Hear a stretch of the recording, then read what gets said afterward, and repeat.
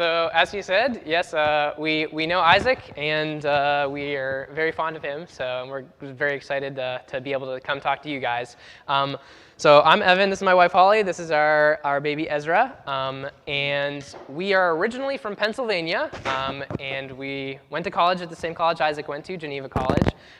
And during that time, so back in 2014, I actually did a summer internship with Sacred Road Ministries out on the Yakima Reservation.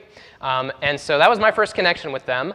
And after doing that for one summer, I knew I wanted to come back again.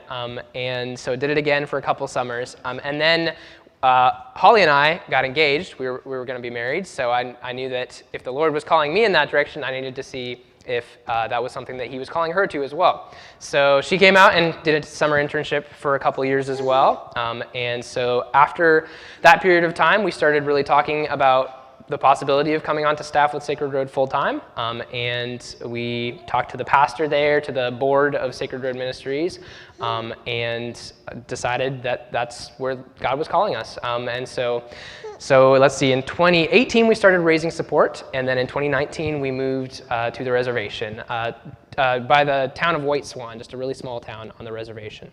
And so that's kind of a little bit of our background, where we come from, how we got where we are now, and we'd love to kind of show you too where the reservation is in relation to other things. So we live on the Yakima Reservation, and so you can see that's the dark purple section up there. And the lighter colors around those reservations are actually the land that the Yakima people or the other people who live on those reservations inhabited before the treaties were made and they were had the reservations made. So you can see directly below the Yakima Reservation is the Warm Springs Reservation, and that is in Oregon. And that is actually where Holly and I and a man named Tomo, who is actually just now finishing the ordination process and is about to become a pastor. So we are all going to be moving down to the Warm Springs Reservation by the end of this year, hopefully. That's the goal. And one thing is that we've had a presence in Warm Springs, and Sacred Road has had a presence in Warm Springs for, I think, 13 years now. And we were actually initially invited there because of the ministry that was going on in Yakima. So Chris Granberry, who's the pastor in Yakima, he was very active on the reservation and made some connections with folks that ended up getting onto the tribal council in Warm Springs and then inviting Sacred Road down there to spread the hope and the love of Jesus is the way that they put it, like they're doing in Yakima. And so the lady that actually was very instrumental in all that is actually a Warm Springs native who is a Christian. And so that was a very much a God thing, and very providential. And that happened back in 2007, I believe, 6 or 7, yeah, something like that. But well before we were involved. But yeah, so here are some stats kind of about the reservation and about what life is like for a lot of people there. So alcoholism is something that is very prevalent and rampant, and pretty much everyone that we know on the reservation has been affected by it, whether that's themselves having gone through that, or whether that's a close family member having gone through that. And so that's something that a lot of people struggle with. You can see, obviously, the poverty rate's very high. The homelessness rate is very high. A lot of the teens, quite a few of the teens that we work with are kind of functionally homeless in that they don't actually stay in one place for very long, ever. They're constantly bouncing between, a grandma that'll take care of them for a while, then they get kicked out of there, and an aunt takes care of them, or maybe a friend, they move in with a friend for a while. So that's kind of the situation that a lot of the youth that we're working with are going through, and some of the kids as well. And the school dropout rate's really high, the unemployment rate's really high, and the life expectancy is very low as a result of quite a few of those factors and a lot of health factors as well. And one thing that we talk about too when we're looking at kind of the situation that a lot of the folks on the reservation are in is generational trauma. So it's kind of cycles of trauma that have been perpetuated throughout generations. And so there's kids that are kind of in those really tough situations, and their parents maybe were in those same tough situations as kids, and that's a lot of the reason why those kids' parents aren't around anymore, or aren't taking care of them. So that's something that we really think that the gospel and the hope of Jesus is the only way to break that cycle of generational trauma, and that's something that is really important to us. So that's kind of a bit of a background on the situation of folks on the res. And one of the things, too, is that in Native America and Native Americans as a whole, less than 2% claim to be Christians. So it's a very, very needy community for need for the gospel and need for the hope of Jesus, just like we all have that need. So that's kind of the background of where we are and the people that we're working with. So that's what we're about. That's what Sacred Road is about. We're about sharing the gospel. That's our primary goal, primary focus. And that can look like, so a lot of times that those relationships where we're able to share the gospel are started through just acts of service and little things that we might think of as little, like bringing someone firewood in the winter, or fixing their roof or painting their house, that kind of thing.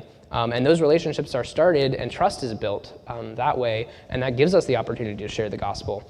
So those acts of love and Christ-like love, we really see that kind of as part of sharing the gospel, because it really opens the door to those conversations. So that's one of the things we're very much about. The other thing is making disciples, and that kind of, if you think about it in as a mission church, and as just getting onto the res, when Chris and Mary Granberry first moved onto the res, that's mostly what they're doing, is sharing the gospel and evangelizing and serving people on the reservation. But over the last few years, they've really gotten in, and Sacred Road as a whole has really gotten into being able to move to making disciples. And now there's a lot of young folks, young adults, who have grown up going to the kids clubs that the church does, going to youth group, coming to church on Sundays, and those kids who are now young adults are becoming involved in the church more and more, and they're taking up leadership roles. So our children's ministry director, Tiana, she grew up on the reservation and grew up, just kind of surrounded by a lot of that stuff, but she was coming to kids club, I think, for as long as she can remember. She's been coming to kids club, coming to church, and then coming to youth group when she was old enough. And so the Lord has really done some really awesome things in her life. And now she is sharing the gospel with the kids that are coming to our church now, and the kids in her community. And that's really what we want to see long term, is we want to see Native believers from the reservation to be able to take up those leadership roles, and to continue to see that. So that's one thing that we always ask for prayer for, is for our young Native leaders to just be able to continue growing in their faith, and to just for the Lord to keep raising up more and more leaders from the reservation. And so part of what goes along with that too is equipping the saints for ministry, and that's the other part. Is our church, we want it to be a church that gives these folks from the reservation the training and the teaching that they need to be able to continue to share the gospel in an effective way with their community and with their family. And well, a lot of times the reservation is very close-knit, and most folks are related in some way, so it's so they're sharing the gospel with family members or with very close friends and people in their community. And it is a small community as well, so everybody knows everybody. So that's something that's been really cool to see over the past few years, is those young leaders coming into leadership roles. And we just continue to hope and pray that continues. So a little bit about the ministry and what goes on.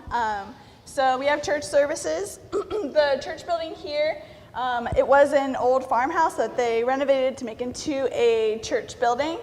And so we meet every Sunday there, and we pick up everyone who comes to our church.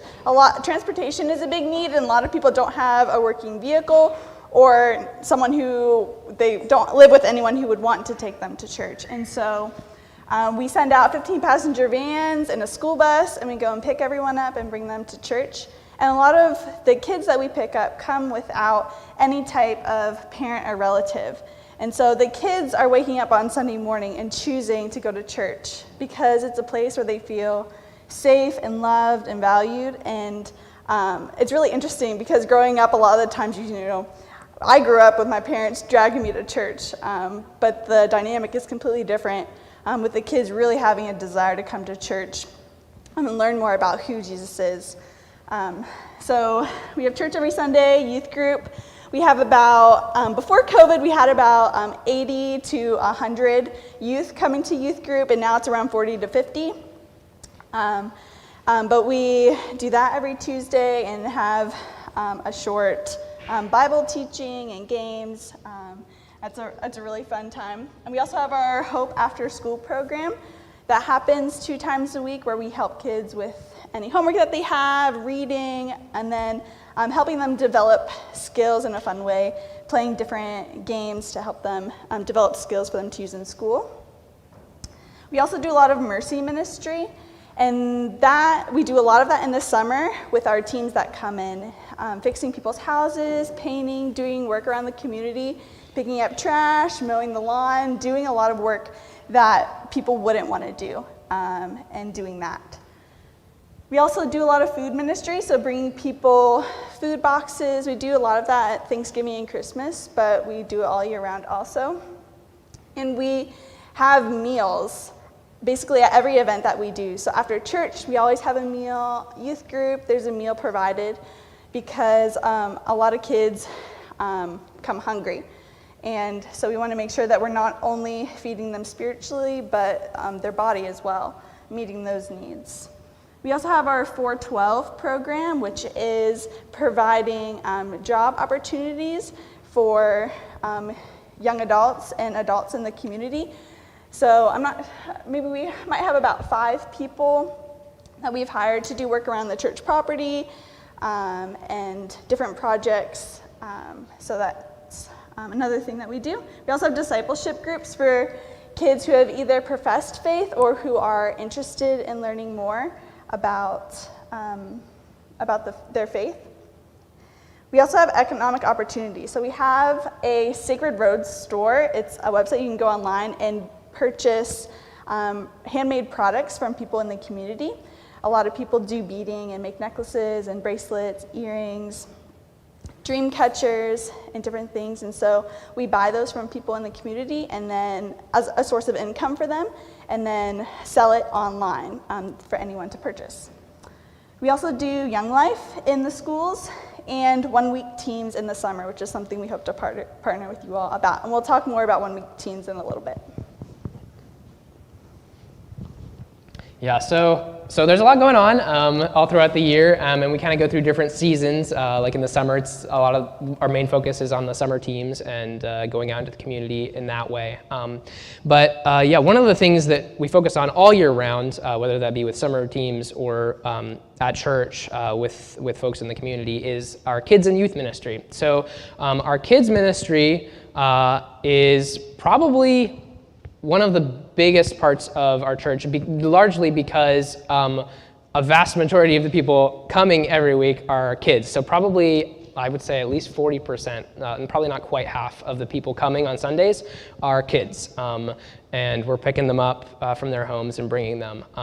So that's something that's very important. And also, so kids are very, especially in Yakima and Warm Springs culture, kids are valued immensely and are seen as kind of, if a kid trusts you, then an adult is much more likely to trust you as well. And so those kids have actually ended up being kind of a way that we're connecting with the adults in their households, and those adults are actually trusting us, and those relationships are starting to be built. So we have kids now who have brought their parents or their guardian or grandparent to church, and so those relationships have kind of led into those other relationships.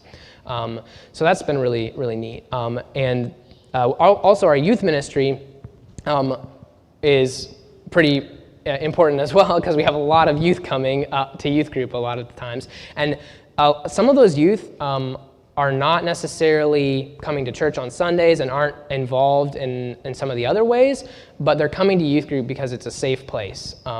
And they know that at youth group that they're going to be loved, they're going to be fed, and that it's a safe place for them to be when maybe their home or wherever else they would be is not a safe place to be. And so that's kind of like, even if that's all that they're getting out of youth group at that point in time, that we're okay with that, because that's the first step, is them knowing that they're safe, and that they're loved. And then we also have a large portion of our youth group who are also in the discipleship groups, and so they're also able to kind of minister to those other kids in youth group who are maybe not there for the same reasons, but they're able to see what their friends and peers are doing at youth group. And so we have folks at youth group who will help lead songs. We have folks at youth group who will help lead games, who are all either just graduated from youth group or are kind of older kids in the youth group. And so it's really, we really want everything that we do, we want to have as much as possible Native folks seeing other Native Christians and them leading. So that's kind of one of our goals in all of these things. So yeah, so those are two very important parts of what we do. And then she talked about mercy and food ministry as well. And those are other very important parts.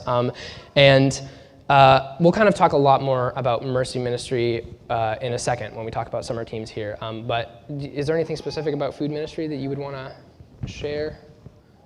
Or? Not really, so I don't think. Okay, all right. So we'll probably move to the next slide then. Yeah, so basically all of those things are things that we hope to see happen in Warm Springs. And we've really looked at Isaiah 58 as one of the kind of key passages when we talk about why are we doing what we're doing and why are we living on the reservation and what are we doing here. And Isaiah 58 is a great passage as a whole, but one of the verses is, if you pour yourself out for the hungry and satisfy the desire of the afflicted, then shall your light rise in the darkness and your gloom be as the noonday. And that's something that has stuck with me. And that very first summer when I was an intern, that was a passage they focused on, was Isaiah 58. And that stuck with me this whole time. So Isaiah eventually goes on to talk about as well that Jesus is the one who's coming to do these things, and that we aren't the ones that are doing that it's Jesus. So let's see. And then, so there's a pastor who lives in a small town just off the Warm Springs Reservation. He's a Warm Springs tribal member, and we've connected with him, and he has actually kind of been pretty much the point person for over the years for helping us get into the community and serve the community throughout the summers. And one of the questions that he was asked by, I think it was just a team member who came in one of the summers, was, how do you bring a hope to a community that has a little or no hope? And what he said, after he said, give me some time to think about it. And it actually took him a whole year, and he thought about it, and he mulled over the question. And then that person came back the next year, and he said, I think I have an answer. And he was like, it seems simple, but one person at a time is how you bring hope to a community that has little or no hope. So a lot of times, there are government programs that are trying to help reservations financially, or with food, with other things like that. But that's, for us, that's not necessarily how you break that cycle of hopelessness, and that it's meeting each person where they're at, and then building a relationship with them and sharing the gospel with them and letting the gospel do its work. Because as much as we want to be able to do everything, and we want to, feel like we're the ones, able to do that we're not, and that it's Jesus working through His Word and through the Holy Spirit. And so, so that's something that pastor has been an incredible mentor and person to lean on as we continue to get more and more involved in the Warm Springs community, and we hope that relationship just continues to deepen as well. And if you come in the summers, you'll also get to meet him because we actually stay at the church that he pastors when we stay there in the summer. So what does the future hold for Warm Springs? So basically, we want to move a small full-time team down to Warm Springs by the end of this year. So right now, that's our family and then Tomo, the pastor, or the guy who's becoming a pastor right now. And we are praying that the Lord will continue to grow that team as well, and that he will call more people to Warm Springs, whether that be folks who are already on staff at Yakima or people that are completely new to the ministry. So that's something that we would love prayer for as well. And we will, once we move, we're going to continue to cultivate those relationships that we've been able to kind of begin during the summers. And we want to cultivate those relationships that are there, but also build new relationships, mainly through serving the community. And that's basically what Chris and Mary first did whenever they moved, is they just were out in the community helping people. Chris tried to not say no to any request, basically, that he possibly could. When I think the first year that they were there, he tried to not say no, which I don't know. We'll probably try to do that. I'm not sure how far we'll go with that, but we'll do it to the best of our ability. But yeah, basically those relationships are largely built by serving other people, because there is a lot of distrust already between the church and Native communities. There's a long history with that. A lot of it comes down to that churches were put in charge of the Indian boarding schools, which in a lot of cases took kids away from their parents without their consent, and then tried to take the Native culture completely out of them. And so that's something that creates a lot of tension, and there's more to it than that as well, so there's a lot of tension there. So one way that really we've found is an effective way to break through a lot of those barriers is just to serve people, and to show them, hey, we care about you, we love you, and we're gonna do the dirty jobs and the things that other people might not want to do. And so that has worked in Yakima, and there's been fruitful relationships from that. So that's probably something that we'll continue to do in Warm Springs. And then we also want to see a youth group hopefully start up, a Bible study, and other things like that continue to grow in Warm Springs as well.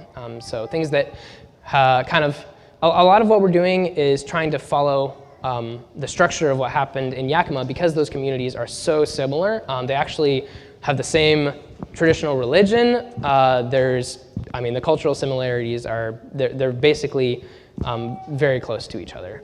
So that's something where we want to kind of follow the lead that Chris and Mary have already done a lot of those things in Yakima. So, so we just want to share the burdens and the joys of living alongside that community, and just get to know people, and then have those gospel conversations after that. So, all right. So this is probably we want to talk about summer teams kind of in a little more depth, because this is something where hopefully we'll be able to partner with you guys and with folks from Reformation OPC. And so summer teams are really, really important to what we do, and to the building of relationships in the community. Basically, having summer teams allows us to reach out to way more people than we would be able to reach out to if it was just us and the folks on Sacred Road staff. So every summer we have roughly in Yakima like 60 to 70 people come in on teams every week in Yakima for 5 weeks. And in Warm Springs, the same, but usually around 30-ish people in Warm Springs. And so that lets us get out into the community. It lets us have those conversations with people. A lot of times we'll be working in fairly public settings where people, especially in Warm Springs, we'll be working like on the community center that's right in the middle of the town on the reservation, or just really public settings where people will come up and just start talking to us. And that's what we want. We want to have those conversations start. And even if people don't talk to us too, there's people that we've talked to, like years after they first knew that we were there, and they'll be like, we were watching you guys, and they're watching and they're seeing what our attitudes are like, what we're doing, and so that's why having folks a lot of different folks come in during the summer from churches all across the country is really, really beneficial to building those relationships. And so basically, what a day will look like during the summer for teams that come in is waking up in the morning. We serve all the meals, so breakfast is served, and then we'll take you guys out onto the reservation, into the community, and do different types of work. So it might be building a ramp for somebody's house, like a wheelchair ramp for an elder in the community. It could be painting an elder or a single mom's house. It could be working on the community center in the middle of the reservation. It could be cleaning up the park that's right there again, right in the middle. So just a lot of different types of work going on, and so those are things that are beneficial for the community, but also things that kind of allow us to strike up conversation. And well, most of the time the conversation comes to us actually. So that's something that if you do come, then be prepared to do some work, but also to possibly get to talk to some people about why you're there. That's a big question we get all the time is, why are you guys doing this? Like, why are you here? So, and that's a great chance to talk about why we're there. So, and then, so after we work, we'll have lunch and then work for a bit after lunch, and then we'll head to the Boys and Girls Club on the reservation. And they let us come in there and do our own kind of like kids club, kind of VBS kind of thing. And what that looks like is just loving the kids, playing with the kids, and oh yeah, I have a slide for this. Here we go. Loving the kids, playing with the kids, and getting to build relationships with those kids that week.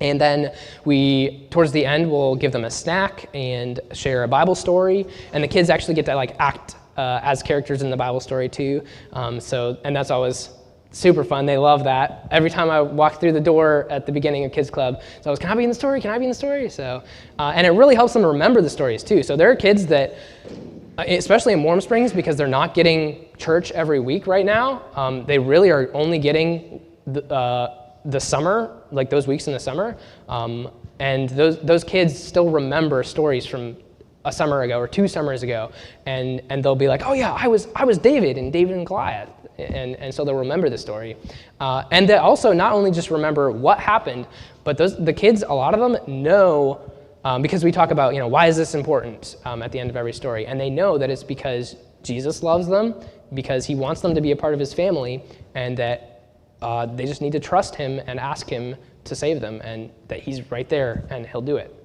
And they know that, and it's super exciting to see that. So we're very excited for the relationships that are built between team members and kids, because even though you might go in there and be like, well, like how much good am I doing? I'm only there for a week. I only get to see this kid for 1 week, and then maybe I don't get to see them again. But those kids see you as the church people, and that's what they call us. They call us the church people. And so they know that they're going to be loved. They know that they can trust you, and they know that you care about them. And those are some of the most important things. And those things carry over from week to week, and from year to year too. So there are teams that have come years and years ago in the past that have loved the kids, that have shown them that they can be trusted, and have shared the gospel with them.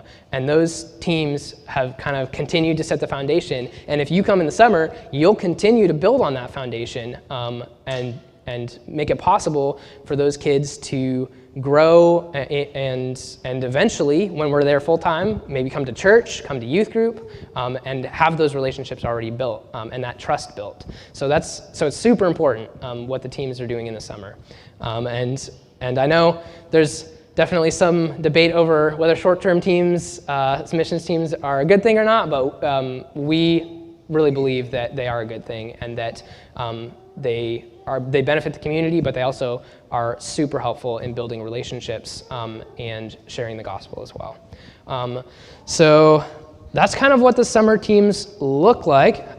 We'll get to that one in a minute. So we also would love, I don't want to take up too much time, but do you think we have time for any questions, if folks have some questions? Okay. So we'd love to open up, if anybody has a question about any of this, or what the summer looks like, or what to expect, then yes. That's kind of goofy, but what's the average age of parents when they begin? So there's a lot of teen parents, yep. So a lot of folks who are getting pregnant when they're in high school, and a lot of times, sometimes the guy will stick around. There's actually, like, Jed, he stuck around, but a lot of times, you know, the parents aren't gonna stay together at that point, and sometimes even the mom will end up having their kid, but then not being able to take care of the kid. And so then that kid will either go into the foster care system or will end up going to like a grandma or somebody else. So. Indian, or is it? Yes, yeah, they have their own, foster care system, so, yep. Yes? You said the reservations were fairly small communities. Are we talking about numbers in both Yakima and also Warm Springs communities? Yeah, so in Yakima, there are a total of 11,000 tribal members, but not all of those members live on the reservation. You just have to be, I think it's a quarter Yakima, like blood, in order to be a Yakima tribal member. So in the town of White Swan, I don't know what the population is, but it's very, total. Yeah. Yeah. So it would be, it's pretty small, and everybody knows everybody. And then on Warm Springs Res, it's about half that. So about 6,000 tribal members. Again, not all of them live on the reservation. But yeah, everybody knows everybody, so. And a lot of times we'll go and people in Yakima know people in Warm Springs, and like, oh, they're my cousin, so there's a lot of relation between the two reservations. So actually, whenever the reservations were created and folks were put on the reservations, the Columbia River, basically the U.S. government was just like, all right, if you're north of the Columbia River, you're going to the Yakima Reservation. If you're south of it, you're going to the Warm Springs Reservation. So there are families that got kind of split up, and there's relatives between the two reservations. So, yes. We don't actually have ministry going on those reservations currently, so we would love to see that happen in the future, and that's something that Chris and Mary, as the ministry has grown in Yakima, and as we look to expand into Warm Springs too, that's something that they've started to focus on, is trying to build relationships with other Native communities with the hopes that we can continue to expand onto other reservations as well. So recently, like last summer, we were able to do several kids clubs in Lapwai, which is in Idaho. That's another Native community there, and kind of get connected with the Boys and Girls Club in Lapwai as well. So we're hoping that those relationships will eventually turn into something more long-term as well. So. Is there religious or similar traditional religions? Yeah. Primarily ancestral worship, like hostility, introducing something that would. It's the Seven Drum religion, is the Sahaptin religion, which is kind of that people group. And so their religion is not ancestral worship, really.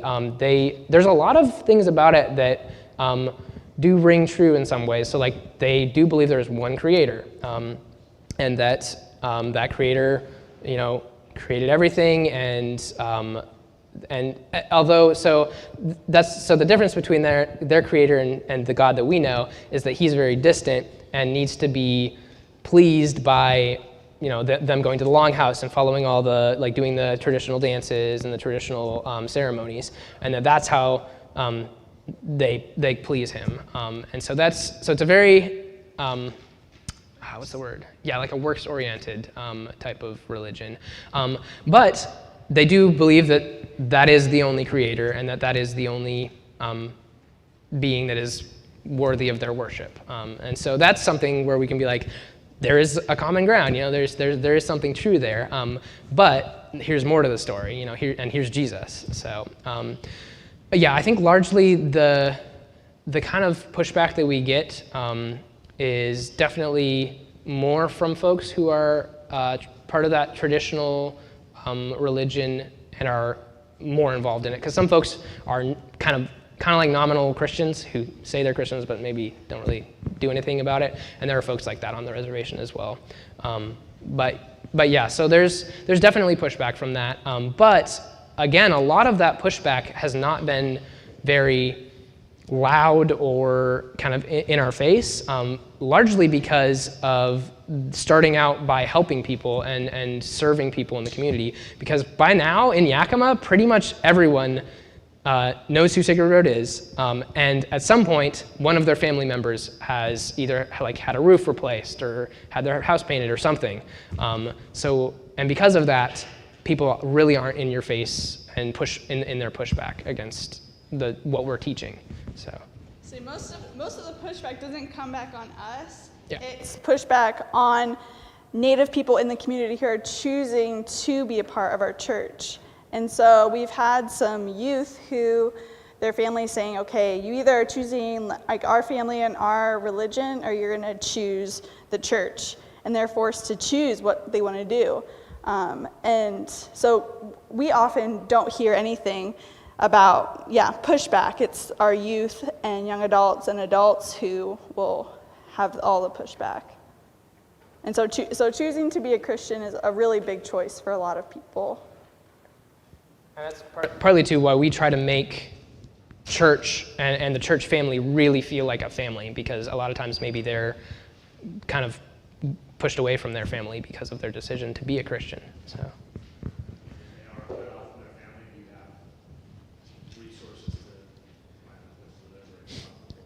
Yeah, so a lot of times in cases like that, they maybe are already, so Fishy, one of the ladies who is now, she actually went to an Indian Bible college in Arizona and is now hoping to become a youth leader on another reservation. But she lived with her family for a while, and when they were very hostile to her.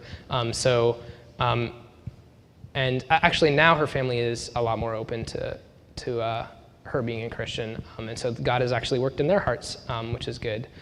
But yeah, initially she was living with them while they were very hostile towards her. So yeah, I mean, I don't think a situation has come up where someone has had to like completely leave or has been completely kicked out and doesn't have a place to go.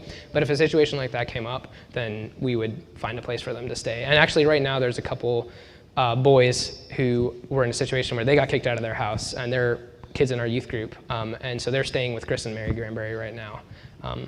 So yeah, we would definitely find a place for them if that came up. So, yes. What denominations are these churches? Yeah, so we are a PCA church. The church is technically called Hope Fellowship, but Sacred Road is like the ministry and is like the nonprofit side of things. But they're connected so closely, and everyone on the reservation just knows the church is Sacred Road. So, yes. As we sort of think about partnering with you guys this summer in one of your teams, what are the qualifications, limits, kids, ages, teen or parent accompaniment or adult accompaniment? What are the things that we need to be aware of as we process that? Yes. So we basically say this is a trip for all ages. So 13 and up is what we say. But you know, I think Holly's grandma was 80 years old and came out on a team one time. So it is a trip for pretty much all ages. But yeah, so 13 and up, and 13 and 14-year-olds, we ask that they be with a parent who comes with them. But yeah, other than that, so 15 and up, as long as there's a adult leader coming with them, then we're happy to have them. And yeah, and anyone of any age, we will find. And yeah, basically, a lot of folks are like, well, I can't stand in the sun for super long, and I can't do a whole lot of work out in the sun. But we will find something where you can be inside, and maybe even if that's sitting inside and talking with people in the community center or something like that. So yeah, we'll find something for you to do if you want to be there. What would a week look like? When you get there, what do you tell us? Describe a week. Yeah, so usually you'll arrive on a Saturday. You'll fly in or drive, depending. Well, yeah, you guys would definitely drive. So yeah, you would probably drive. But you drive in, get there Saturday evening, and then Sunday morning we kind of do our own Sunday school, and then we'll join the church that Don Courtney, who I talked about, was asked that question, and he thought about it for a while. He's the pastor there, and we'll join their church for the service. And then after that, during Sunday afternoon, we kind of go through like an orientation, just to kind of let folks know what to expect as they go out into the community, just things to be watching out for in terms of safety, and just trying to build bridges and not throw up any barriers immediately just by cultural things that are different. So trying to just make folks aware of those things. And so we'll go through that on Sunday afternoon. And then starting Monday morning, we go out into the community and start doing the work and the kids club. And then in the evenings, we'll always gather back up at the church building, have dinner, and kind of debrief a little bit, and then get ready for the next day.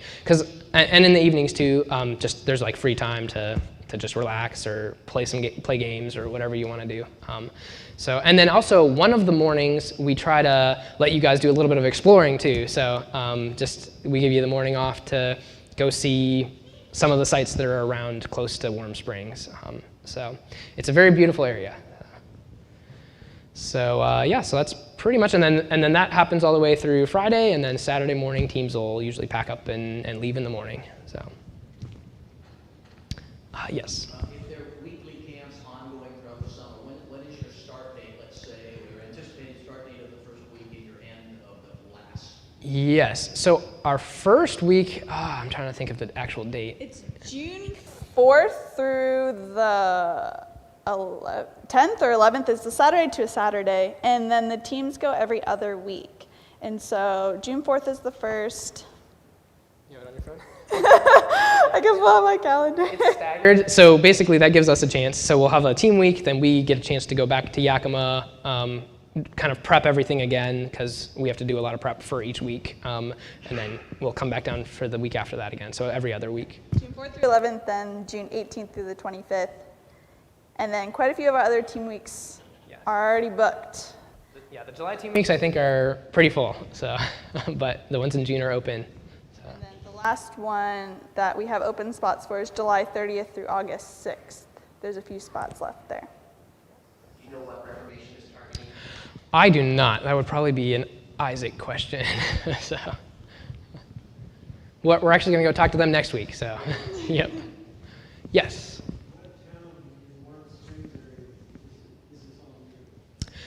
You say what town? Yeah. So it's actually the town of Warm Springs, which is in Warm Springs, the reservation. And there's a couple different small towns, but Warm Springs is the probably the biggest of those. And a lot of the folks on the reservation are kind of gathered around that area. There are a couple other places, and we would love eventually to be able to reach out to those areas on the reservation too. Like there's another town called Simnasho, and then there's a couple other very small communities as well. But those are probably reaching out to those would be more down the road. Yes. Oh, yes. Is there a manual or a book or somewhere along the line? Obviously, there have been Christian missions to Native American people somewhere along the line. I mean, is there some sort of reference that you tend to look to, or a manual or instruction or something that's been helpful in your mission work? So there's definitely some authors who have written books about, not a whole lot actually, but a few authors. So Chris and Mary, they moved in 2003. So they have been living on the Yakima Reservation for close to 20 years.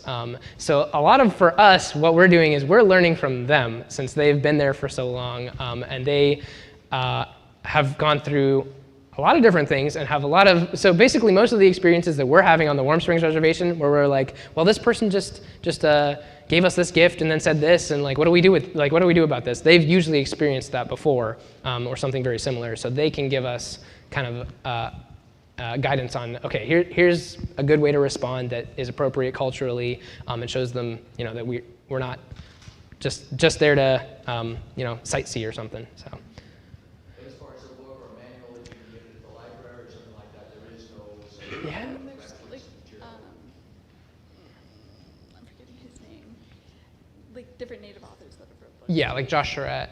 Yeah. So, there's books, so Josh Charette is a Native pastor in Billings, Montana, I think it is, and he's written, I think it's a book, and there's also, there's a book that actually Chris contributed to that's about a bunch of different cross culture missions, and so there's some chapters in there that are directly about Native missions. I can't remember what that book is called. Yeah, there's definitely, if you want to connect with me afterwards, I could definitely like get your email and then send you, yeah. I can't think of them off the top of my head, but yes. Do tribal languages survive? So the Sahaptin language is almost extinct. It's not completely dead. There are still very few actual fluent speakers, and most of them are very old. And they are trying to teach Sahaptin in the schools, again, both in Yakima and in Warm Springs, but it's hard because it's not being spoken at home, and it's just a very difficult thing to actually bring that back. Yes. Is there any opportunity to learn the Sahaptin language at all? So there's a university, Heritage University on the Yakima Reservation where theoretically, yeah, you could take classes to learn Sahaptin because they're teaching them there. But I don't know if there's any opportunities like online or anything like that. Because there's so few Sahaptin speakers, yeah. I meant like at the week trips. Oh, so you definitely might learn a few Sahaptin words during those trips, yeah, because there are folks like sometimes we're a little flexible on this too because people in the community might come in to like make fry bread or something one evening. I don't know, with COVID being more prevalent, I don't know if that'll still happen, but there's a lot of interaction with the community where, yeah, definitely someone might share with you certain Sahaptin words and what they mean. And if that happens too, that's really an honor because they're sharing, especially so in Yakima and Warm Springs culture, sharing like that is considered almost a gift. So they most likely are trying to give a gift back to you because you are doing work in the community. So yeah, so that would definitely be a possibility if you come out during the summer. But yes.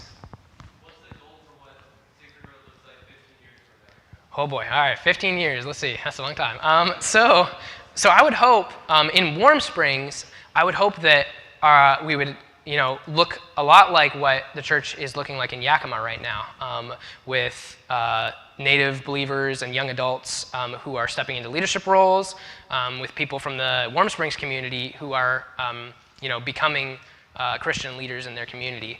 So that would be my very far down the road, 15 years, is that I hope things are happening in Warm Springs like the things that are happening in Yakima now.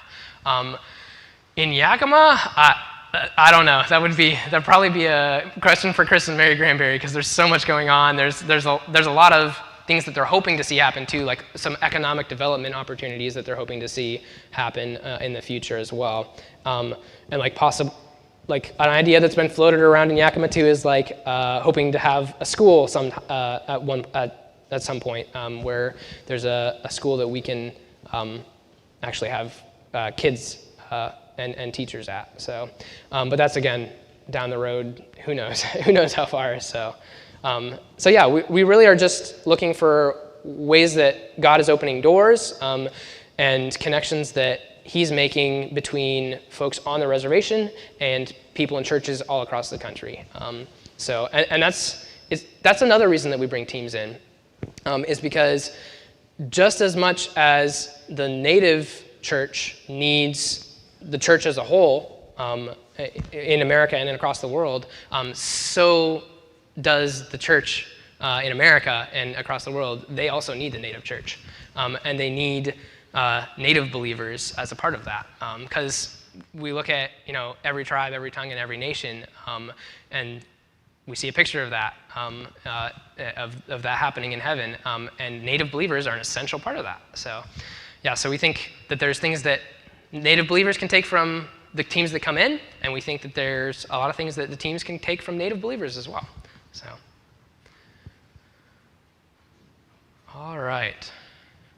I don't want to go on too long, so if there's no other pressing questions, then I think we'll wrap up. Thank you again so much for having us, and we look forward to hopefully seeing some of y'all during the summers. So, all right.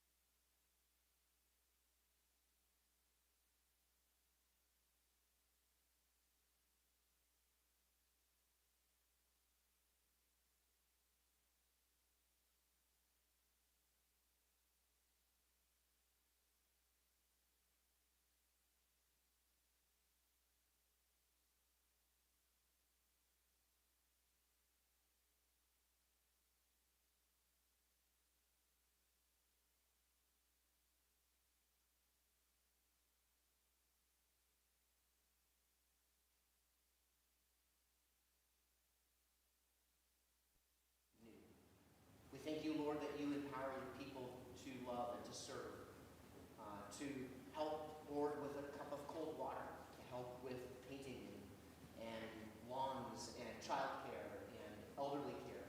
Lord, all of these things are ways in which we can express the love of Jesus to other people. We pray that, Lord, you would supply all the needs for these two ministries, all the financial needs, all the personnel needs. Lord, may they have an abundance of what they need, Lord, to continue to work, to thrive. We pray that, Lord, you would reap a harvest of souls. We think about the summer and the teams at both places. We pray that all the logistics would come together, that it would all work well, that there would be no issues, no tragedies, no catastrophes, Lord, but your people from all around the country and other places, Lord, serving and blessing, helping, encouraging, and doing your work in these places. Hear us, we